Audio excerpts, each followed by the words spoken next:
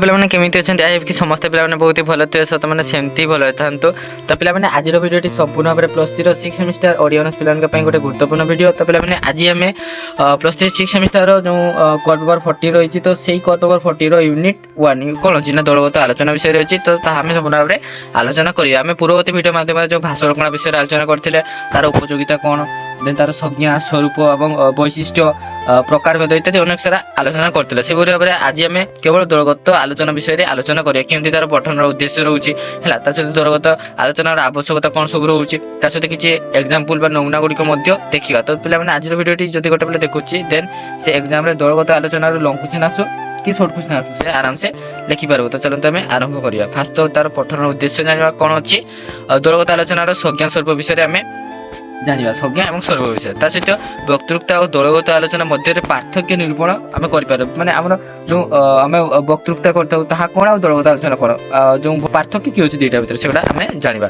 ପ୍ରତିଯୋଗୀ ଭାବରେ ଦଳଗତ ଆଲୋଚନାର କିଛି ସଫଳତା ଅର୍ଜନ କରିପାରିବା। ଆମେ କିଛି ଦେଖିବା ତାର ନମୁନା ଗୁଡ଼ିକ।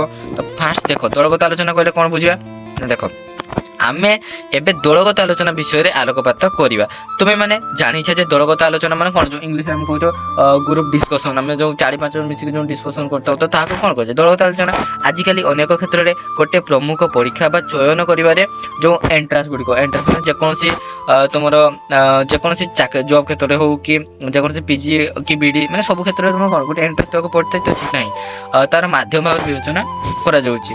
ଦଳଗତ ଆଲୋଚନା ଯେଉଁଟାକି ପ୍ରବେଶିକ ପରୀକ୍ଷା ବୋଲି କୁହାଯାଇଥାଏ ହେଲା। ଦଳଗତ ଆଲୋଚନା ସାଧାରଣତଃ ଦୁଇଟି ପ୍ରମୁଖ ଅଭିମୁଖ୍ୟ ପାଇଁ ଉଦ୍ଦିଷ୍ଟ ବୋଲି କୁହାଯାଇଛି। କ'ଣ ସେହି ଦୁଇଟି ଅଭିମୁଖ୍ୟ ଗୁଡ଼ିକ ହେଲା, ଗୋଟେ ହେଲା ଦଳ ବା ସମୂହ ମଧ୍ୟରେ ନିଜସ୍ୱ ବ୍ୟକ୍ତିତ୍ୱ, ଯେଉଁଟାକି କ'ଣ ନା ପାର୍ସନାଲିଟି ପ୍ରଦର୍ଶନ କରିବା। ତାହା ହେଉଛି ଦେଖନ୍ତୁ, ତାହା ଯେଉଁଟାକି ଇଣ୍ଟରଭ୍ୟୁ ଟାଇମ୍ରେ ହେଲା, ଇଣ୍ଟରଭ୍ୟୁ ଟାଇମ୍ରେ ମାନେ ହେଲା, ମାନେ ସେମାନେ କିଛି ଜଜ୍ ମାନେ ବସିଥିବେ, ସେମାନେ କିଛି କ୍ୱେଶ୍ଚନ୍ ପଚାରିବେ, ଭାଇବା ଟାଇପ୍ର ହେଲା, ତୁମେ ସେଇଠି ଆନ୍ସର୍ ଦେବ ସେଇଟା।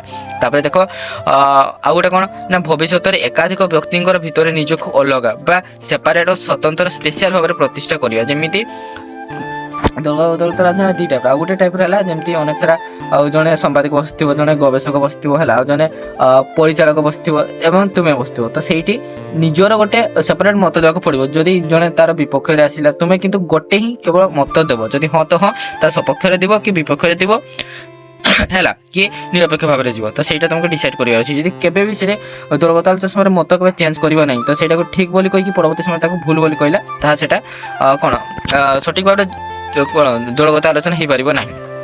ଏବେ ପ୍ରତିଯୋଗିତାର ଯୁଗ, କମ୍ପିଟିସନ୍ ଫେଜ୍ ଯେଉଁଟା ଚାଲିଛି, କୌଣସି ଶିକ୍ଷାନୁଷ୍ଠାନରେ ଏହାକୁ ନିମନ୍ତ୍ରଣ କରିବା ପାଇଁ ଦଳଗତ ଆଲୋଚନା ମଧ୍ୟ ଏକ ମାଧ୍ୟମ ହୋଇଥାଏ। ଅନେକ ସମୟରେ ଦଳଗତ ଆଲୋଚନା ଚୟନ ପ୍ରକ୍ରିୟାର ପ୍ରଥମ ପ୍ରାଥମିକତା ଭାବରେ ସ୍ଥାନ ପାଇଥାଏ। ଯେଉଁ ଫାଷ୍ଟ ଥାଏ ବିଦ୍ୟୁତିକ ଗଣମାଧ୍ୟମ, କ'ଣ ଯେଉଁଟାକି ଆମେ ଇଲେକ୍ଟ୍ରୋନିକ୍ ମିଡ଼ିଆ ବୋଲି କହିଥାଉ, ତାହା ହେଉଛି ଆମର ଆଜିକାଲି ଯେଉଁ ଆମେ ଚର୍ଚ୍ଚା କରିଥାଉ ଡିସ୍କସନ୍, ମୁଖ୍ୟତଃ ଦଳଗତ ଆଲୋଚନା ଗୋଟେ ନିର୍ଦ୍ଦିଷ୍ଟ ବିଷୟରେ ଅଂଶଗ୍ରହଣକାରୀ ହେଲା ପାର୍ଟିସିପେଣ୍ଟ ନିଜ ମତ ଉପସ୍ଥାପନା କରିବା ସହିତ ସେହି ବିଷୟରେ ଅନ୍ୟମାନେ ବା ଅନ୍ୟ ଜଣେ ଦେଇଥିବା ମତର ସପକ୍ଷ ବା ବିପକ୍ଷରେ ଯୁକ୍ତି କରିବାର ସୁଯୋଗକୁ କ'ଣ କୁହାଯାଏ, ତେଣୁ ଦଳଗତ ଆଲୋଚନା କୁହାଯାଏ। ବୁଝିଲା, ଦଳଗତ ଆଲୋଚନା କ'ଣ, ତାର ସପକ୍ଷରେ କି ତାର ବିପକ୍ଷରେ ମତ ଦେବ। ଯଦି ତାହାକୁ ତୁମକୁ ମାନେ ଯେଉଁ ପ୍ରତିଦ୍ୱନ୍ଦ୍ୱୀ ଯେଉଁଟାକି ତାଙ୍କର ତୁମ ପୂର୍ବରୁ ଯିଏ କହିଥିବ, ଯଦି ତା ମତରେ ଠିକ୍ ଲାଗିବ ତା ସପକ୍ଷରେ ଯିବ, ଯଦି ତା ମତରେ ତୁମକୁ ଗ୍ରହଣଯୋଗ୍ୟ ଲାଗିବ ନାହିଁ, କିଛି ଭୁଲ ଲାଗିବ ଯେ ଏଇଟା ଭୁଲ ଅଛି, ମୁଁ ଗୋଟେ ତୁମେ ଯଦି ଗବେଷଣା କରୁକି ଅନ୍ୟ କିଛି ତଥ୍ୟ ବାହାର କରୁଛ, ତ ତୁମ ମତରେ ସେଇଠି ଉପସ୍ଥାପନ କରିବ ହେଲା, ତାର ବିପକ୍ଷରେ ଯିବ। ଦଳଗତ ଆଲୋଚନାର ମୁଖ୍ୟ ଉଦ୍ଦେଶ୍ୟ ଗୁଡ଼ିକ ହେଉଛି କି ବ୍ୟକ୍ତି ବା ଅଂଶଗ୍ରହଣକାରୀର ବ୍ୟକ୍ତିତ୍ୱ, ଯେଉଁଟାକି ତାର ପାର୍ସନାଲିଟି ଏବଂ ଦୂରଦର୍ଶିତା, ମାନେ ସିଏ ଦେଖନ୍ତୁ ସମସ୍ତେ ତ ଗୋଟେ ଘଟଣାକୁ ଏକ ଦୃଷ୍ଟିରେ ଦେଖିବେ ନାହିଁ। ଯଦି ଗୋଟେ ଘଟଣା ଘଟିଲା, ଦେନ୍ ତାକୁ ଜଣେ ଗୋଟେ ଦୃଷ୍ଟିରେ ଦେଖିବ, ଆଉ ଜଣେ ତାକୁ ଅଲଗା ଦୃଷ୍ଟିରେ ଦେଖିବ ହେଲା। ସମସ୍ତେ ଗୋଟେ ଘଟଣାକୁ ଅଲଗା ଅଲଗା ଦୃଷ୍ଟିରେ ଦେଖନ୍ତି, ଗୋଟେ ଦୃଷ୍ଟି କେବେ ଦେଖନ୍ତି ନାହିଁ।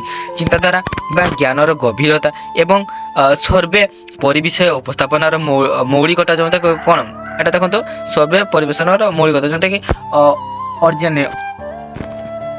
ଅରିଜିନାଲିଟି ହେଲା। ଏଥିରେ ପ୍ରସଙ୍ଗ ବା ବିଷୟର ଆବଶ୍ୟକତା ଅନୁସାରେ ଆଲୋଚକ ନିଜର ମତକୁ ଉପସ୍ଥାପନ କରି ଅନ୍ୟର ମତ ବା ଯୁକ୍ତି ଧୈର୍ଯ୍ୟର ସହିତ ଶୁଣିବା ଆବଶ୍ୟକ। ବାସ୍ ନିଜର କେବଳ ନୁହେଁ କି ଖାଲି ନିଜର ହିଁ ମତ କହିଯାଉଥିବ, ନିଜକୁ ହିଁ ଠିକ୍ ଆଉ ଅନ୍ୟ ଜଣଙ୍କୁ ଭୁଲ ଭାବିବା ଅନୁଚିତ।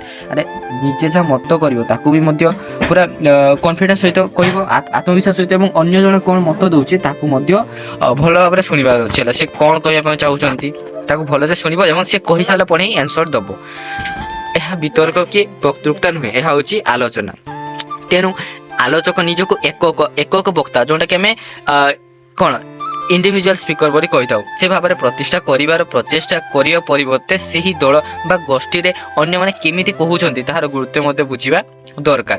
ଏହି ଆଲୋଚନା କିଭଳି ସମତୁଲ ବା ଯେଉଁ ସମାନ ହେଇପାରିବ ତାହାର ପ୍ରତିପାଦନ କରିବା ପ୍ରତ୍ୟେକ ଆଲୋଚକଙ୍କ ଦାୟିତ୍ୱ ରହିଥାଏ। ନହେଲେ ତ ସେଠି ଗଣ୍ଡଗୋଳ ହେଇଯିବ ନା, ଜଣେ ଗୋଟେ ଆଉ ଗୋଟେ ସେଠି ପରିହାସ କରିବ ନାହିଁ। ଯଦି ଜଣକାର ମତଟି ଭଲ ନ ଲାଗିଲା ତ ସେଠି ପରିହାସ କରିବ ନାହିଁ। ତାକୁ ଗୋଟେ ସଠିକ ଭାଷାର ଗୋଟେ ସଠିକ ଶୈଳୀ ଅଛି ଯାହା ଫଳରେ ତମାନେ କ'ଣ ସେ ଯଦି ଜଣେ ଅଯଥା କଥା ସେଇ ଦଳଗତ ଆଲୋଚନା ସମୟରେ ଯୋଉଟାକି ମାନେ ଗ୍ରହଣୀୟ ନୁହେଁ ସେଇ କଥା ଗୁଡ଼ିକ ସେ ମାନେ ନନଷ୍ଟପ କହି ଚାଲିଥିବ ଦେନ୍ ସେଠି ମଧ୍ୟ ତମେ ତା କଥା ଉପରେ କାଟିକି କଥା କହିପାରିବ। କେତେବେଳେ କହିପାରିବ ନା ତାର ସଠିକ ଯେଉଁ ଗୋଟେ ଶୈଳୀ ସେଟା ଜାଣିଥିବା ଦରକାର। ତ ଏହି ଆଲୋଚନା କିଭଳି ସମତୁଲ ତାହା କରିପାରିବ।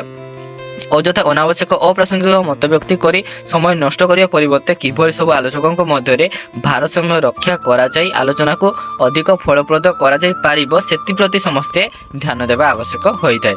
ଦଳଗତ ଆଲୋଚନାରେ ଦଳ ବା ସମୂହର ଆଲୋଚନାର ସାରାଂଶ ବିଚାର କରାଯାଇଥାଏ ମେନ୍ ଟପିକ ବିଷୟରେ ହେଲା।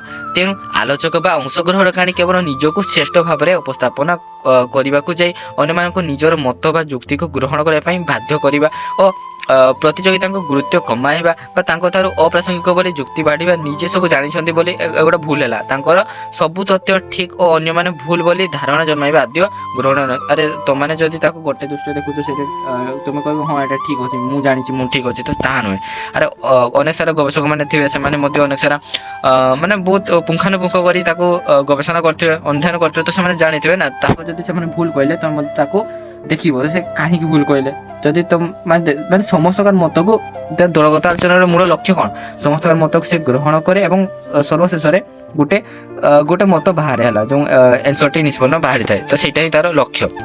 ନିଜର ପ୍ରତିଭା ବା ଟ୍ୟାଲେଣ୍ଟ ଓ ପାଣ୍ଡିତ୍ୟ ନଲେଜ ମଧ୍ୟରେ ସମନ୍ୱୟ ରକ୍ଷା କରି ବିଷୟବସ୍ତୁକୁ କିପରି ସ୍ୱତନ୍ତ୍ର ଶୈଳୀରେ ଉପସ୍ଥାପନା କରାଯାଇପାରିବ ସେଥିପ୍ରତି ଆଲୋଚକ ଧ୍ୟାନ ଦେବା ଉଚିତ। ସେହିପରି ଦଳ ମଧ୍ୟରେ ନିଜର ସ୍ୱତନ୍ତ୍ର ଯେଉଁଟାକି ସ୍ପେଶାଲିଟି ଆଉ ଗୋଟେ ବ୍ୟକ୍ତିତ୍ୱ ଯେଉଁଟାକି ପର୍ସନାଲିଟିକୁ ପ୍ରଦର୍ଶନ କରିବାରେ ଆଲୋଚକ ବା ଅଂଶଗ୍ରହଣକାରୀଙ୍କର ଦକ୍ଷତା ଚୟନକର୍ତ୍ତା ବା ବିଚାରକଙ୍କ ଦୃଷ୍ଟି ଆକର୍ଷଣ କରିଥାଏ ହେଲା। ତାପରେ ଦେଖିବା ଦଳଗତ ଆଲୋଚନାରେ ଜ୍ଞାନର ବିଚାର ସହିତ ବ୍ୟକ୍ତିର ଆକଳନ କରାଯାଇଥାଏ। ତେଣୁ ବେଶ ପୋଷାକ ଅଙ୍ଗଭଙ୍ଗୀ ଉପସ୍ଥାପନ ଶୈଳୀ ପ୍ରତି ଆଲୋଚକ ବା ଅଂଶଗ୍ରହଣକାରୀ ସଚେତନ ହେବାର ଆବଶ୍ୟକତା ରହିଛି।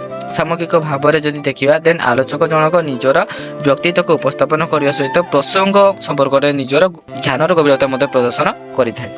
ଦେନ୍ ଆମେ ଦେଖିବା ଦଳଗତ ଆଲୋଚନାର ସବୁ ଆବଶ୍ୟକତା ସବୁ କ'ଣ ରହିଛି। ଦେଖ ଦଳଗତ ଆଲୋଚନାରେ ସାଧାରଣତଃ 40 ଜଣ ଅଂଶଗ୍ରହଣ କରିଥାନ୍ତି। ଜଣେ ହେଉଛି ସଞ୍ଚାରକ ଯିଏକି ମାନେ ମେଡରେଟର ଯିଏକି ମାନେ ସମସ୍ତ କଥାକୁ ଯିଏକି ବାଲାନ୍ସ କରନ୍ତି। ଯଦି ଜଣେ ଦୁଇ ଜଣଙ୍କ ମଧ୍ୟରେ କେମିତି ଝଗଡ଼ା ହେବନି ଏବଂ ଜଣଙ୍କ ମତ ପରେ ଆଉ ଜଣେ କେମିତି ମତ ଦେବ ତ ସମସ୍ତଙ୍କ ମତକୁ ମାନେ ସିଏ ବାଲାନ୍ସ କରନ୍ତି ସବୁକିଛି ମାନେ ଯେଉଁଟାକି ଆମେ ଆଡଜଷ୍ଟମେଣ୍ଟ କହିପାରିବା ହେଲା। ଯେଉଁ ଧର ମତଟି ଦେଖିବ ମାନେ ଟପିକ ବାହାରି ଯାଉଛି ତ ସିଏ ସବୁ ଟପିକକୁ ଟାଣି ଆଣିବେ ତାର କାମ ହେଉଛି ସଞ୍ଚାରକ ଆଲୋଚନାର ସପକ୍ଷ ବିପକ୍ଷ ମତ ମଧ୍ୟରେ ଭାରସାମ୍ୟ ରକ୍ଷା କରିବା ସହ ଉପକ୍ରମରେ ବିଷୟ ପ୍ରବେଶ ସେ ବିଷୟ ଏବଂ ଉପସଂହାରରେ ବିଷୟ ସାରାଂଶ ସମ୍ପର୍କରେ ନିଜର ମତବ୍ୟକ୍ତ କରିଥାନ୍ତି। ଯେତେବେଳେ ଗୋଟେ ବିଷୟ ଧର ଆମର ହେଡ୍ ୱାଶ ବିଷୟରେ ହେଇଯାଉ କି ଯୌତୁକ ପ୍ରଥା ବିଷୟରେ ହେଇଯାଉ ଅନେକ ସାରା ଟପିକରେ ଯେତେବେଳେ ଦଳଗତ ଆଲୋଚନା ହୁଏ ସେ ସମସ୍ତଙ୍କୁ ପ୍ରବେଶ କରାନ୍ତି ସେ ବିଷୟ ପ୍ରତି ମାନେ କହିବେ ଯେଉଁଟାକି କ'ଣ ନିଜ ଇଣ୍ଟ୍ରୋଟା ଦିଅନ୍ତି ଆମେ ଏଇ ଟପିକରେ ଆଲୋଚନା କରିବା ଏମିତି ସେମିତି କଥା ତ ସେମିତି କହିବେ। ତାପରେ ଲାଷ୍ଟରେ ଉପସଂହାର ଆମେ ଲାଷ୍ଟରେ ଏହି ସିଦ୍ଧାନ୍ତରେ ଉପନୀତ ହେଲୁ ଯେ ତ ଏଇ ମାନେ ସେମିତି କହିକି ତାଙ୍କର ଉପସଂହାରରେ ସାରିବେ ହେଲା। ସେଇ ବିଷୟରେ ସାରାଂଶ ସମ୍ପର୍କରେ ନିଜର ମତବ୍ୟକ୍ତି କରନ୍ତି। ସେହିଭଳି ଦଳଗତ ଆଲୋଚନାରେ ତେଣୁ ତଥ୍ୟ ବା ଯେଉଁଟା ଫ୍ୟାକ୍ଟ କହିପାରିବା ତେଣୁ ଶୈଳୀ ଯେଉଁଟାକି ଷ୍ଟାଇଲ ଉପସ୍ଥାପନା ହେଲା ସେହିପରି ଭାଷା ସଠିକତା ଉପରେ ଆଲୋଚକ ବା ଅଂଶଗ୍ରହଣକାରୀ ଗୁରୁତ୍ୱ ଦେଇଥାଏ ଯାହାକି ଚୟନ ବା ସିଲେକ୍ସନ ବା ପରୀକ୍ଷା ଏକ୍ଜାମିନେସନରେ କୃତକାର୍ଯ୍ୟ ହେବାରେ ସାହାଯ୍ୟ କରିଥାଏ। ଦଳଗତ ଆଲୋଚନାରେ ଅନାବଶ୍ୟକ ଓ ଅପ୍ରାସଙ୍ଗିକ ଆଲୋଚନା ଠାରୁ ଯଥାସମ୍ଭବ ଦୂରେଇ ରହିବା ଆବଶ୍ୟକ ହୋଇଥାଏ। ସେହିପରି ଭାବରେ ଯଦି ଦେଖିବା ଦେନ୍ ଆଲୋଚକ ଓ ଅଂଶଗ୍ରହଣକାରୀ ଦଳଗତ ଆଲୋଚନାରେ ଭାଗ ନେବା ବେଳେ ନିଜ ଉପରେ ନିୟନ୍ତ୍ରଣ ରଖିବା ଏବଂ ଅନ୍ୟମାନଙ୍କୁ ଧୈର୍ଯ୍ୟର ସହିତ ଶୁଣିବା ଉତ୍ତେଜନା କି ଭାବ ପ୍ରବଣତା ଠାରୁ ଦୂରେଇ ରହିବା। ଆମେ ଭାବ ପ୍ରବଣତା କିମ୍ବା ଉତ୍ତେଜନା ସେଠି ଆମେ ଅଧିକ ଉତ୍ତେଜନା ହେଇଯିବା ଦେନ୍ ଆମେ ଅଧିକ ଭାବିବା ଯେଉଁଟାକି ଆମେ ଇମୋସନାଲି ସେଠାରେ କିଛି ଭାବିବା ସେଠି ଭୁଲ। ଯଦି ଆମେ ଦେଖିବା ସେଠି ଯେଉଁଟାକି ବାସ୍ତବ ସତ୍ୟ ତ ସେଇଟା ହିଁ ତୁମକୁ ଉପସ୍ଥାପନ କରିବାର ଅଛି ଯେଉଁ ଯେଉଁଟା ସତ୍ୟ ଥିବ ପ୍ରକୃତରେ ଆଉ ଯେଉଁ ଭାବ ପ୍ରବଣତା ସେଠି ବା କଳ୍ପନା ଯାହାକୁ ସେଠାରେ କଳ୍ପନାର ସ୍ଥାନ ନାହିଁ। ନିଜର ମତକୁ ବାରମ୍ବାର ନ ବଦଳେଇବା ହେଲା ଯେତିକି କହିବେ ଭାବି ଚିନ୍ତି କହିବେ ଆଦି କେତୋଟି କଥାକୁ ଧ୍ୟାନ ସହିତ ପାଳନ କରିବା ଭଲ। ବିଦ୍ୟାର୍ଥୀଗଣ ତୁମେ ମାନେ ଜାଣ ଯେ ପ୍ରାୟତଃ ଦଳଗତ ଆଲୋଚନାର ପ୍ରସଙ୍ଗ ସାମ୍ପ୍ରତିକ ଘଟଣାବଳୀ ଆଧାରିତ ହୋଇଥାଏ। ତେଣୁ ଆଞ୍ଚଳିକ ଜାତୀୟ ଆନ୍ତର୍ଜାତିକ ତମ ନ୍ୟାସନାଲ ହଉ କି ଇଣ୍ଟରନ୍ୟାସନାଲ ହଉ ଯେକୌଣସି ଯୋଉ ପ୍ରୋବ୍ଲେମ ଗୁଡ଼ିକ ଥାଏ ତ ସେସବୁର ପୃଷ୍ଠଭୂମି ବିଷୟରେ ଜାଣି ରଖିବା ଆବଶ୍ୟକ। ଘଟଣା ବା ସମସ୍ୟାଟି ବିଷୟରେ ଅବଗତ ଥିଲେ ହିଁ ସେ ସମ୍ପର୍କରେ ଜ୍ଞାନ ଥିଲେ ଆଲୋଚନାରେ ଅଂଶଗ୍ରହଣ କରିବା ଓ ଆଲୋଚନାକୁ ଆଗେଇ ନେବାର ସୁବିଧା ଥାଏ। ତୁମେ ଜାଣୁଥିବା ଯେ ଆମ ଜାତୀୟ କ୍ଷେତ୍ରରେ ହଉ କି ଆନ୍ତର୍ଜାତିକ କ୍ଷେତ୍ରରେ ହଉ ମାନେ କ'ଣ ସବୁ ଅସୁବିଧା ଚାଲିଛି ବର୍ତ୍ତମାନ ସମାଜରେ ତ ତାହା ତୁମେ ସମସ୍ୟା ଜାଣିଲେ ସିନା ତାର ସମାଧାନ ପାଇଁ କିଛି ମତ ଉପସ୍ଥାପନ ଦେବ। ଯଦି ସମସ୍ୟା ହିଁ ଜାଣିନଥିବ କ'ଣ ରିଆଲିଟି କ'ଣ ଚାଲିଛି ତ ସେଠି ଯାଇକି ଗୋଟେ ଟାଇପ୍ର ମତ ରଖିବ ତ ତାହେଲେ ସେଟା ଠିକ୍ ବୋଲି ଲୋକମାନେ କହିବେ କି ନା ତାର ସମସ୍ତେ ତାର ମାନେ କ'ଣ ବିପକ୍ଷରେ ଯିବେ ହେଲା। ତେବେ ବିଷୟକୁ ନେଇ କୌଣସି ସଂଜ୍ଞା କି ସନ୍ଦେହ ଥିଲେ ଦଳଗତ ଆଲୋଚନାରେ ତାହା ପ୍ରକାଶ କରାଯିବା ଉଚିତ ନୁହେଁ। এটা ঠিক কথা। দেখো যদি আমি যেকୌଣସି ଗୋଟେ ବିଷୟରେ ଆମେ ଡାଉଟ୍ରେ ଥିବା ଯେଟା ହବ କି ନାହିଁ ଏଟା ଏମିତି କି ହୁଏ କି ତ ସେ ଯେଉଁ ଡାଉଟ୍ରେ ଥାଏ ତ ତାହାକୁ ଡାଇରେକ୍ଟ ଆମେ ତାକୁ ପ୍ରକାଶ କରିବା ନାହିଁ। ଯଦି ଆମେ ତାର ତଥ୍ୟ ଥିବ ଆମ ପାଖରେ ଯେ ତା ସଠିକ୍ ବୋଲି ତାହେଲେ ହିଁ ଆମେ ତାକୁ ଉପସ୍ଥାପନ କରିବା ସେଇ ମତଟି ହେଲା। ବରଂ ସେଇ ବିଷୟ ସହିତ ବିଭିନ୍ନ ବିଷୟରେ ଭଲ ଜ୍ଞାନ ବା ଧାରଣା ଥିଲେ এই ଆଲୋଚନା ପାଇଁ ଆମେ ସହାୟକ ହୁଏ। ଦଳଗତ ଆଲୋଚନାର ଅବଶ୍ୟ ନିଜେ ଅଧିକ ଜାଣିଛନ୍ତି ବୋଲି ଅନ୍ୟ ଆଲୋଚକଙ୍କୁ ଅଜ୍ଞ ମନେ କରିବା ଓ ନିଜର ମତ ବା ଯୁକ୍ତିକୁ ବାରମ୍ବାର ଉପସ୍ଥାପନ କରିବା ନିଜେ ଜ୍ଞାନୀ ଅନ୍ୟମାନେ ତୁଚ୍ଛ ବା ହେୟ ବିଚାର କରିବା ଆଦୌ ଗ୍ରହଣୀୟ ନୁହେଁ। ତ ଏଇଟା ଗୋଟେ ମେନ୍ କଥା ଯେଉଁଟାକି ଏଠାରେ କୁହାହେଲା। ଦେଖ ଯଦି ତୁମେ ଜାଣିଛ ସେଇ ବିଷୟରେ ଗୋଟେ ତୁମ ପାଖରେ ଗୋଟେ ନଲେଜ ଅଛି ଯେ ତୁମେ ଜାଣିଛ ସେଇ ବିଷୟରେ ଏଇଟା ଠିକ୍ ବୋଲି ଆଉ ଜଣେ ତାକୁ ଭୁଲ ବୋଲି କହିଲା ତୁମେ ଭାବନି ସେ ଜାଣିନି ସେ ମୂର୍ଖ ସେ ଭୁଲ କହିଲା ତ ତାହା ନୁହେଁ। ତ ସିଏ ତା ଦୃଷ୍ଟିରୁ ସିଏ କେମିତି ଦେଖୁଛି ତ ସେଥିପାଇଁ ସିଏ ତାକୁ ଭୁଲ ବୋଲି କହିଲା। ତ ତାର ଦୃଷ୍ଟିରୁ ମଧ୍ୟ ଆମକୁ ଦେଖିବାର ଅଛି ଯେ ସତରେ କ'ଣ ସେଟା କେଉଁ ଦୃଷ୍ଟିରୁ ଭୁଲ ହେଉଛି ତ ସେମିତି ସମସ୍ତଙ୍କ ମତକୁ ଗ୍ରହଣ କରିବାର ଉଚିତ।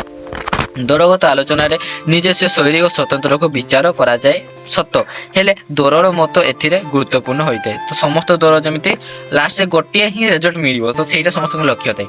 ସେହି ଦଳରେ ଥିବା ଆଲୋଚକଗଣ କିଭଳି ସାମଗ୍ରିକ ଭାବରେ ଗୋଟିଏ ନିର୍ଦ୍ଦିଷ୍ଟ ପ୍ରସଙ୍ଗ ଉପରେ ସେମାନଙ୍କର ସମତୁଲ ମତ ବା ସମାନ ମତ ରଖିପାରିଲେ ତାହା ବିଚାର୍ଯ୍ୟ ହେବ। ତାହେଲେ କ'ଣ ଆମର ଦଳଗତ ଆଲୋଚନା ଶୀଘ୍ର ସରିଯିବ।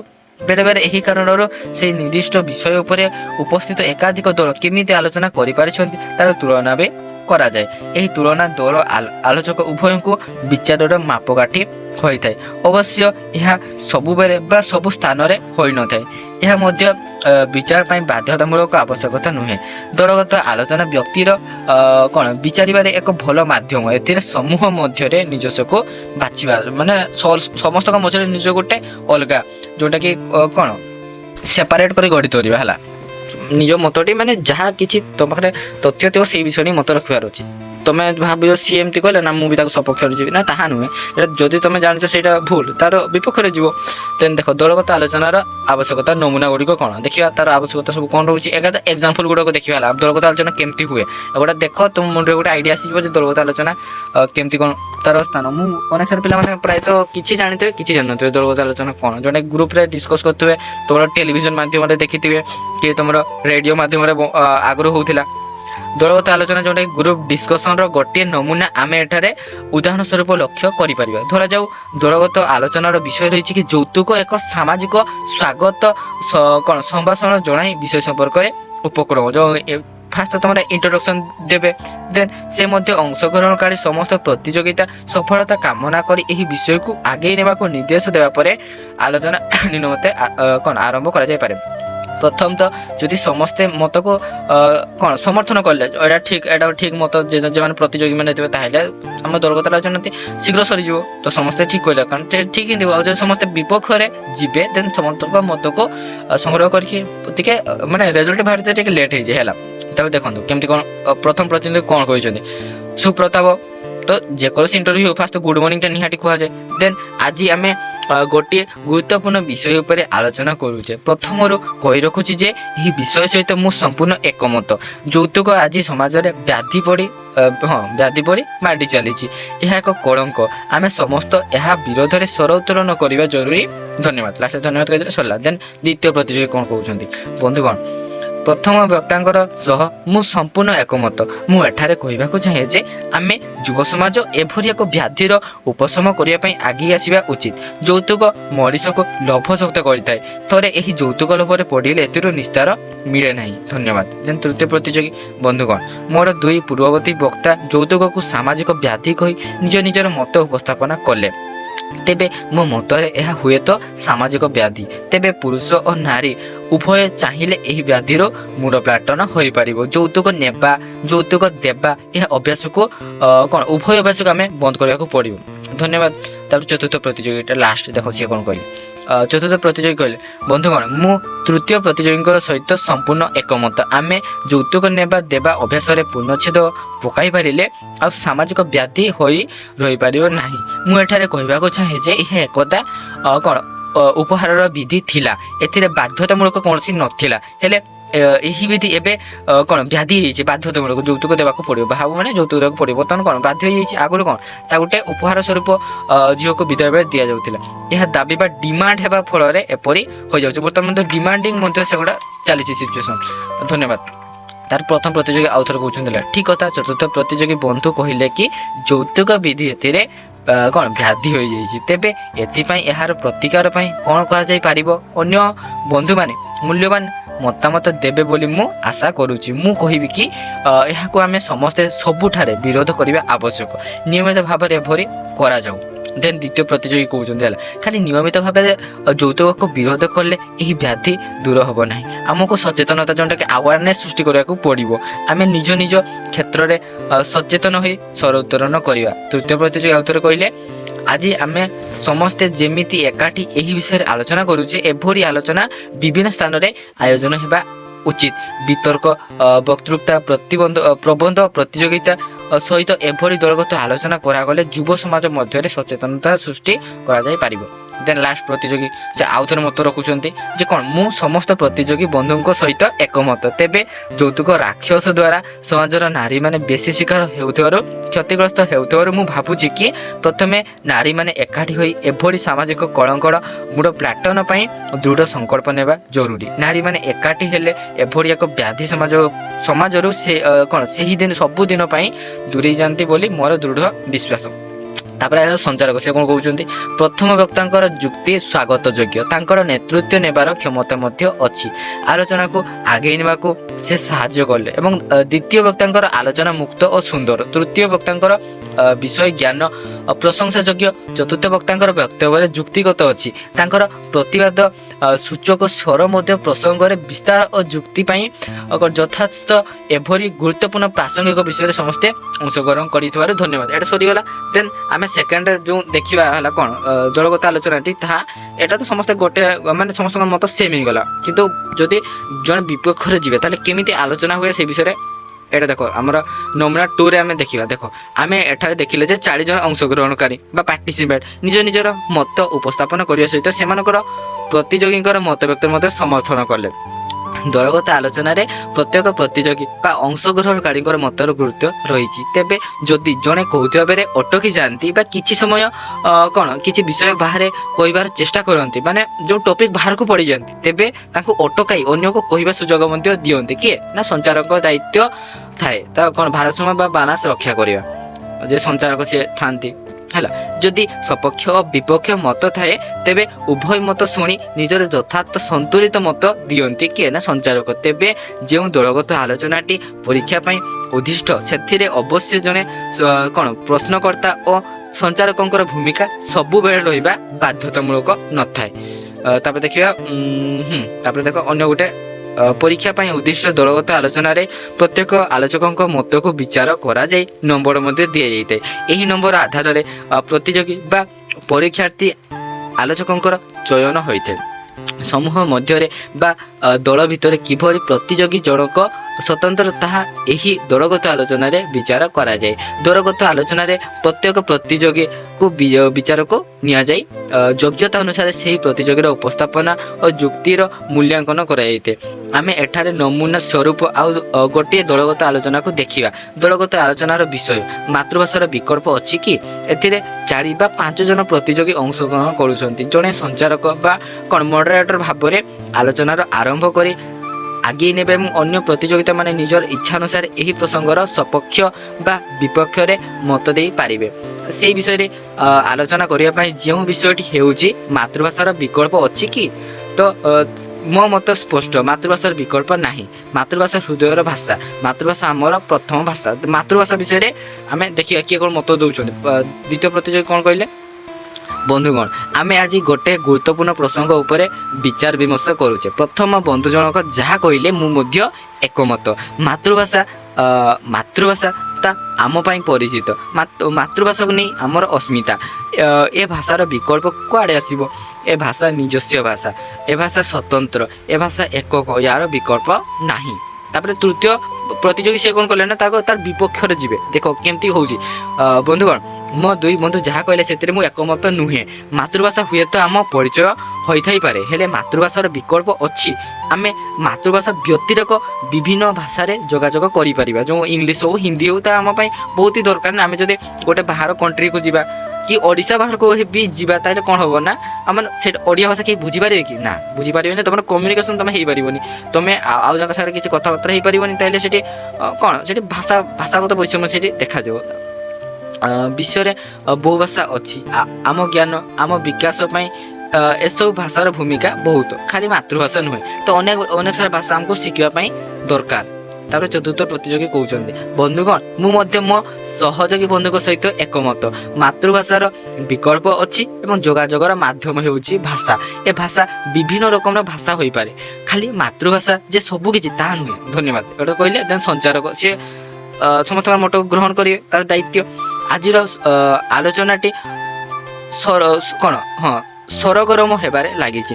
ଆମେ ସିଧାସଳଖ ଲକ୍ଷ୍ୟ କଲେ ଯେ ଦୁଇ ଜଣ ପ୍ରତିଯୋଗୀ ମାତୃଭାଷାର ବିକଳ୍ପ ନାହିଁ କହୁଛନ୍ତି, ଅନ୍ୟ ଦୁଇ ଜଣ ପ୍ରତିଯୋଗୀ ମାତୃଭାଷାର ବିକଳ୍ପ ଅଛି ବୋଲି ଯୁକ୍ତି ବାଢୁଛନ୍ତି। ଆମେ ଦ୍ୱିତୀୟ ପର୍ଯ୍ୟାୟରେ ଏ ଆଲୋଚନାକୁ ଆଗେଇ ନେବା। ଧନ୍ୟବାଦ। ତାପରେ ଆସିଲେ ପ୍ରଥମ ପ୍ରତିଯୋଗୀ କ'ଣ କହୁଛନ୍ତି, ମୁଁ ଆରମ୍ଭରୁ କହି ରଖିଛି ଯେ ଏବେ ସେହି କଥା ପୁଣି ଦୋହରାଉଛି। ମାତୃଭାଷା ଆମର ପ୍ରଥମ ଭାଷା, ମାତୃଭାଷାର ବିକଳ୍ପ ନାହିଁ। ମାତୃଭାଷାର ମିଠାପଣ, ମାତୃଭାଷାର ଆକର୍ଷଣ ଅଦ୍ୱିତୀୟ, ହୃଦୟର ଭାଷା ମାତୃଭାଷା। ଧନ୍ୟବାଦ। ଦେନ୍ ଦ୍ୱିତୀୟ ପ୍ରତିଯୋଗୀ କହୁଛନ୍ତି, ମୁଁ ମଧ୍ୟ ଏକମତ। ଏହି କଥା ସହିତ ଏକମତ। କୁହାଯାଏ ଯେ ଦେଖନ୍ତୁ, ଯେତେ ଯାହା ଖାଇଲେ ବି ମହାପ୍ରସାଦ। ଏହାର ସ୍ୱାଦ, ଏହାର ବାସ୍ନା ନିଆରା। ସେମିତି ଯେତେ ଭାବପ୍ରବଣତା କିପରି ଭାବରେ ସେମାନେ ଏଠାରେ ଆଣିଲେ, ସେମିତି ଯେତେ ଭାଷା ଜାଣିଲେ ବି ମାତୃଭାଷା ଏହାର ବିକଳ୍ପ ନାହିଁ। ତୃତୀୟ ପ୍ରତିଯୋଗୀ କହୁଛନ୍ତି କି ଆଲୋଚନାରେ ଭାବ ପ୍ରବଣତା ଶୋଭା ପାଏ ନା, ଆମେ ବାସ୍ତବବାଦୀ ହେବା ଏବଂ ମାତୃଭାଷା ହିଁ ସବୁକିଛି। ଏକଥା ଭାବପ୍ରବଣ ହୋଇ କହିଲେ ଚଳିବ ନାହିଁ। ମାତୃଭାଷାର ମହତ୍ତ୍ୱ ଅଛି, ମାତୃଭାଷାର ମର୍ଯ୍ୟାଦା ଅଛି। ମାତୃଭାଷା ଆମକୁ ପରିଚିତି ଦେଇଛି, ଏସବୁ ଠିକ୍। ତେବେ ମାତୃଭାଷାର ଯେ ବିକଳ୍ପ ନାହିଁ ଏଥିରେ ମୁଁ ଏକମତ ହୋଇପାରୁନି। ତ ଲାଷ୍ଟ ପ୍ରତିଯୋଗୀ ସେ କହୁଛନ୍ତି, ତାପରେ ଏଟା ସରିବ ହେଲା। ବନ୍ଧୁ ଠିକ୍ କହିଲେ, ମାତୃଭାଷାକୁ ଭଲ ପାଇବା ସତ, ହେଲେ ଭାବ ପ୍ରବଣତା ଠାରୁ ଦୂରେଇ ରହିବା ଆବଶ୍ୟକ। ମାତୃଭାଷା ହିଁ ଏକମାତ୍ର ଭାଷା ତାହା ନୁହେଁ। ଭାଷା ଯୋଗାଯୋଗର ମାଧ୍ୟମ ହୋଇଥାଏ, ଭାଷା ଭାବର ବାହକ। ଏ ଭାଷା ମାତୃଭାଷା ହେବା ଜରୁରୀ ନୁହେଁ, ଆମେ ekotha ଅନୁଭବ କରିବା ଆବଶ୍ୟକ। ସଞ୍ଚାରକ କ'ଣ କହୁଛନ୍ତି, ଖୁବ୍ ସୁନ୍ଦର ଭାବରେ ଏ ଦଳଗତ ଆଲୋଚନାକୁ ଆପଣମାନେ ଆଗେଇ ନେଲେ। ଉଭୟ ସପକ୍ଷ ଓ ବିପକ୍ଷରେ କ'ଣ ମତ ଦେଇ ଆଲୋଚନାରେ ଭାରସାମ୍ୟ ରକ୍ଷା କଲେ। ସମସ୍ତଙ୍କୁ ଧନ୍ୟବାଦ। ଆମର ଆଜିର ପ୍ରସଙ୍ଗଟି ଥିଲା ଗୁରୁତ୍ୱପୂର୍ଣ୍ଣ। ଆଉ ଥରେ ଧନ୍ୟବାଦ ଦେଲେ ଦେନ୍ ସେଟା ସରିଲା ହେଲା। ଦେଖ ବିଦ୍ୟାର୍ଥୀଗଣ, ଦଳଗତ ଆଲୋଚନାର ଏ ଦ୍ୱିତୀୟ ନମୁନାରେ ତୁମେମାନେ ଦେଖିଲ ଯେ କିପରି ଆଲୋଚନା କରାଯାଇଥାଏ। ଏଥିରେ ବେଶୀ ବକ୍ତବ୍ୟ ନଥାଏ। ଜଣେ ପ୍ରତିଯୋଗୀ କହୁଥିବା ବେଳେ ଅନ୍ୟ ପ୍ରତିଯୋଗୀଗଣ ଶୁଣନ୍ତି। ସେ ଯେଉଁଠି କହିବା ଶେଷ କରନ୍ତି, ଅନ୍ୟ ପ୍ରତିଯୋଗୀ ସେଇଠାରୁ କହିବା ଆରମ୍ଭ କରନ୍ତି। ସେ ଆରମ୍ଭ କରିବା ବେଳେ କହିସାରିଥିବା ପ୍ରତିଯୋଗୀଙ୍କ ସହିତ ଏକମତ ଥିବା ବା ଏକମତ ନଥିବା କଥା କହିପାରନ୍ତି। ତେବେ ଏହା ସବୁ ସମୟରେ ବାଧ୍ୟତାମୂଳକ ନୁହେଁ। ପ୍ରତିଯୋଗୀଙ୍କର ମତର ସପକ୍ଷ ବା ବିପକ୍ଷରେ ମତ ନ ରଖି ସିଧାସଳଖ ନିଜସ୍ୱ ସୁଚିନ୍ତିତ ମତ ମଧ୍ୟ ରଖିପାରିବେ। ପରବର୍ତ୍ତୀ ପ୍ରତିଯୋଗୀ। ତେବେ ଏଥିପାଇଁ ପ୍ରତିଯୋଗିତାର ପ୍ରସଙ୍ଗ, ପରିବେଶର ପ୍ରାସଙ୍ଗିକତା, ସ୍ୱର ପରି ପ୍ରତିଯୋଗୀଙ୍କର କହିବା ଶୈଳୀ ବା ଯୁକ୍ତି ଉପରେ ମଧ୍ୟ ନିର୍ଭର କରିଥାଏ। ଦଳଗତ ଆଲୋଚନାରେ ପ୍ରତ୍ୟେକ ପ୍ରତିଯୋଗୀଙ୍କର ମତର ଗୁରୁତ୍ୱ ରହିଛି। ଦଳଗତ ଆଲୋଚନାର ଅଭିମୁଖ୍ୟ ହେଉଛି କି ଦଳର ଗୁରୁତ୍ୱ ସାମଗ୍ରିକ ଭାବରେ ସେହି ଦଳ କିପରି ଭାଷା ଶୈଳୀ ପ୍ରସଙ୍ଗ ମଧ୍ୟରେ ସମନ୍ୱୟ ରକ୍ଷା କରି ଆଲୋଚନାକୁ ଆକର୍ଷଣୀୟ କରିପାରୁଛି ତାହା ସେହି ଦଳ ଉପରେ ନିର୍ଭରଶୀଳ। ସେହି ନିର୍ଦ୍ଦିଷ୍ଟ ଦଳରେ ଅଂଶଗ୍ରହଣ କରୁଥିବା ପ୍ରତିଯୋଗୀଗଣ କିପରି ବିଷୟଟିକୁ ଯୁକ୍ତି ଓ ତଥ୍ୟ ସହିତ ଉପସ୍ଥାପନ କରୁଛନ୍ତି ତାହା ବିଚାର କରାଯାଏ। ତାପରେ ଦେଖନ୍ତୁ ପ୍ରତ୍ୟେକ ପ୍ରତିଯୋଗୀଙ୍କର ବିଷୟ ପାରଦର୍ଶିତା ବା ବିଷୟ ଜ୍ଞାନ ସହିତ ଭାଷା ଓ ଶୈଳୀ ଲକ୍ଷ୍ୟ କରାଯାଇଥାଏ। ମାନେ ତାର କହିବାର ଶୈଳୀ କେମିତି ତାହାକୁ ମଧ୍ୟ ଅଧିକ ଲକ୍ଷ୍ୟ କରାଯାଇଥାଏ। ଦଳଗତ ଆଲୋଚନାରେ 4 ଜଣ ପ୍ରତିଯୋଗୀ ସାଧାରଣତଃ ଅଂଶଗ୍ରହଣ କରି ନିଜର ମତ ବକ୍ତବ୍ୟ ଦେଇଥାନ୍ତି। ସବୁବେଳେ ସେମାନଙ୍କର ମଧ୍ୟରୁ ଜଣେ ଆଲୋଚନାଟିକୁ ସଞ୍ଚାଳନ କରିବା ଆଲୋଚନାକୁ ଆଗେଇ ନେବା ସହିତ ଆଲୋଚନାଟି ଯଦି ପ୍ରସଙ୍ଗ ବାହାରକୁ ଚାଲିଯାଏ କି ପ୍ରତିଯୋଗୀମାନଙ୍କ ମଧ୍ୟରେ ଅଯଥା କଥା କଟାକଟି କି ଯୁକ୍ତିତର୍କ ହୁଏ ତେବେ ସେଥିରେ ପୂର୍ଣ୍ଣଚ୍ଛେଦ ପକାଇ ଆଲୋଚନା ମଧ୍ୟରେ ସନ୍ତୁଳନ ରକ୍ଷା କରନ୍ତି। ଦଳଗତ ଆଲୋଚନାର ଗୋଟେ ବଡ଼ କଥା ହେଉଛି କି ପରସ୍ପର ମଧ୍ୟରେ କଥା କହିବାର ସୂତ୍ର ବା ଯେଉଁଟାକି ସଂଯୋଗ ହେଲା। ଯଦି ସମସ୍ତେ ଅଲଗା ଅଲଗା କହିବେ କେହି କାହାକୁ ଶୁଣିବେ ନାହିଁ ଅଯଥା ଯୁକ୍ତିତର୍କ କରିବେ ହେଲା। ପ୍ରତିଯୋଗୀଗଣ ସମସ୍ତେ ନିଜକୁ ବିଶେଷଜ୍ଞ ଭାବେ ବିଚାର କରିବେ ତେବେ ଦଳଗତ ଆଲୋଚନାର ଅଭିମୁଖ୍ୟ ବା ଉଦ୍ଦେଶ୍ୟ ପ୍ରତିପାଦିତ ହୋଇପାରିବ ନାହିଁ।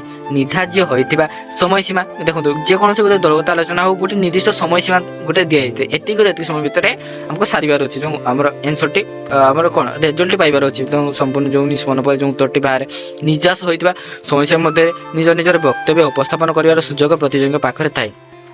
ତେବେ ପ୍ରତିଯୋଗୀ ନିଜକୁ ଏକକ ବକ୍ତା ବା ଇଣ୍ଡିଭିଜୁଆଲ ସ୍ପିକର ଭାବରେ ମନେକରି କେବଳ ନିଜର ଭାଷଣ ବକ୍ତୃତା ଦେବାର ପ୍ରୟାସ କରିବା ପରିବର୍ତ୍ତେ ସମସ୍ତେ ପ୍ରତିଯୋଗୀଙ୍କର ମଧ୍ୟରେ ସଂଯୋଗ ରକ୍ଷା କରିବା ଆବଶ୍ୟକ। ଧର ନିଜେ ହିଁ କହି ଚାଲିଥିବ ଆଉ କାହାର ମତ ଦେବା ପାଇଁ ତମେ ସୁଯୋଗ ଦେବନି ତାହା ଠିକ୍ ନା ତାହା ଠିକ୍ ନୁହେଁ। ସଂଯୋଗ ସମ୍ପର୍କ ଓ ସମନ୍ୱୟ ଦଳଗତ ଆଲୋଚନାର ମୂଳ ମନ୍ତ୍ର। ଏଥିରେ ମୁଁ ଯେଉଁଟାକି ଆଇ ପରିବର୍ତ୍ତେ ଆମେ ଉଇର ଗୁରୁତ୍ୱ ଥାଏ। କେବଳ ମାନେ ନିଜର ମତ ନୁହେଁ ଆମେ ସମସ୍ତେ କେମିତି ଭାବେ ସଠିକ୍ ଭାବରେ ଆଲୋଚନା କରିପାରିବା ତ ସେଥିପ୍ରତି ଗୁରୁତ୍ୱ ଦିଆଯାଇଥାଏ। ଦଳଗତ ଆଲୋଚନାରେ ବ୍ୟକ୍ତିଗତ ବକ୍ତବ୍ୟର ବିଚାର କରାଯାଏ ସତ ହେଲେ ଏଥିରେ ସାମଗ୍ରିକ ଉପସ୍ଥାପନ କୌଶଳର ଗୁରୁତ୍ୱ ଥାଏ। ତେଣୁ ପ୍ରତିଯୋଗୀ ଭଦ୍ର ଓ ନମ୍ର ଭାବରେ ଭାବପ୍ରବଣ ହୋଇ ନିଜର ବକ୍ତବ୍ୟ ଉପସ୍ଥାପନ କରିବା ଆବଶ୍ୟକ ହୋଇଥାଏ। ଏହା ଦଳଗତ ଆଲୋଚନାର ଅନ୍ୟତମ ଆବଶ୍ୟକତା। ଆମେ ଦଳଗତ ଆଲୋଚନାର ପ୍ରତିଯୋଗୀ ମାନେ ସଂଯୋଗ ଓ ସହଯୋଗ ଉପରେ ପ୍ରାଧାନ୍ୟ ଦେବା ଆବଶ୍ୟକ ହୋଇଥାଏ। ପ୍ରତିଯୋଗୀଗଣ ଏଥି ପରିବର୍ତ୍ତେ ପ୍ରତିଧ୍ୟାନ ଦେଇ ସଚେତନ ହେବା ଜରୁରୀ। ଦଳଗତ ଆଲୋଚନାର ପ୍ରତିଯୋଗୀ ନମ୍ର ଭଦ୍ର ହେବା ଆବଶ୍ୟକ ହୋଇଥାଏ। ବାସ୍ତବବାଦୀ ଅହଙ୍କାର କି ଆତ୍ମବଡ଼ିମା ସହିତ ବକ୍ତବ୍ୟ ଦେବା ଅନୁଚିତ। ଦଳଗତ ଆଲୋଚନାର ଉତ୍ତେଜନା ଭାବପ୍ରବଣତା ଅହଙ୍କାର ମଧ୍ୟ ସ୍ଥାନ ନାହିଁ। ତେଣୁ ପ୍ରତିଯୋଗୀଗଣ ଏସବୁ ପରିହାର କରିବା ଆବଶ୍ୟକ ହୋଇଥାଏ। ଦଳଗତ ଆଲୋଚନାରେ ଖାଲି ନିଜର କଥା ନିଜର ବଡ଼ିମା ବା ବଡ଼ପଣ ବଖାଣିବା ବଦଳରେ ଅନ୍ୟକୁ ଧୈର୍ଯ୍ୟର ସହିତ ଶୁଣିବା ମତ ଦେବା ଆବଶ୍ୟକ ହୋଇଥାଏ। ଅଧୈର୍ଯ୍ୟ ହୋଇ ଅନାବଶ୍ୟକ ବା ଅପ୍ରାସଙ୍ଗିକ ମତ ଦେବା ଅନୁଚିତ। ଦଳଗତ ଆଲୋଚନାର ଅଯଥା କଥା କଟାକଟି ଯୁକ୍ତିତର୍କ ରାଗ ଉତ୍ତେଜନା ଭୁଲ ବାଛିବା ଆଦି ଅନାବଶ୍ୟକ ହୋଇଥିବାରୁ ଏଥିରେ କ୍ଷାନ୍ତ ହେବା ଆବଶ୍ୟକ ହୋଇଥାଏ। ତ ପିଲାମାନେ এইটি তোমার আজর ক্লাসটি সম্পূর্ণ ভাবে সরিগলা টিকে বড় হয়েপরে তথাপি আমি সম্পূর্ণ ভাবে জানিলে দেন আমি কিছু আত্মপরীক্ষণ প্রশ্নাবলী যেটা কি লং কোশ্চেন গুড়াক দুইটা অছি তো দুইটা তোমার খাতার করে পক হল প্রাকটিস কর এমনি আসব। দলগত আলোচনা কহিলে কোণ বুঝ গোটে নমুনা সহিত দলগত আলোচনা বিষয়ে লিখব দেন গোটে এক্সাম্পল লিখব যেমন মু যৌতুক প্রথা বিষয়ে হয়েপারু কি আমার কোণ আমার জাতীয় ভাষা বিষয়ে হয়েপারু তো অনেক সারা কিছু লিখিপার টপিক। দলগত আলোচনা বক্তৃতা ঠার কিভাবে পৃথক উদাহরণ সহিত বুঝাই মানে বক্তৃতা ঠার দলগত আলোচনা কেমিতি অলগা তাহা মধ্য এনা জানিপারল কেমতি কোণ। তো চালু ভিডিওটি এটি রখুছি। ধন্যবাদ। এমনি পড়া রিলেটেড ভিডিও দেখে পাই আমার চ্যানেলটি সবসক্রাইব করুন। ধন্যবাদ। জয় জগন্নাথ।